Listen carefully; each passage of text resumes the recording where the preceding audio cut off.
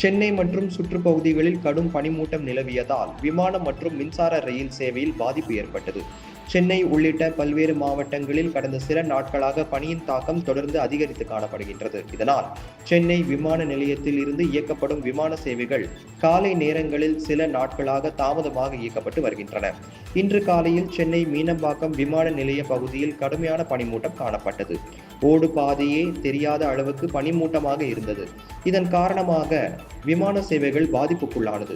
Singapore, Dubai, Abu Dhabi, Muscat, Kolkata உள்ளிட்ட பகுதிகளுக்கு புறப்படும் 10 விமானங்களும் மஸ்கட், சிங்கப்பூர் உள்ளிட்ட பகுதிகளில் இருந்து வரும் 4 விமானங்களின் சேவையும் பாதிக்கப்பட்டது. சுமார் 1 மணி நேரம் வரை தாமதமாக விமானம் இயக்கப்பட்டதால் பயணிகள் மிகவும் சிரமத்துக்குள்ளாகினர். இதனிடையே புறநகர் முழுவதும் கடுமையான பனி சூழ்ந்துள்ளதால் வாகன ஓட்டிகள் பாதிப்புக்குள்ளானார்கள். அதேபோல் செங்கல்பட்டு பகுதிகளில் கடும் பனிமூட்டம் நிலவியதால் அங்கிருந்து சென்னைக்கு இயக்கப்படும் மின்சார ரயில்கள் 15 நிமிடங்கள் தாமதமாக இயக்கப்பட்டது.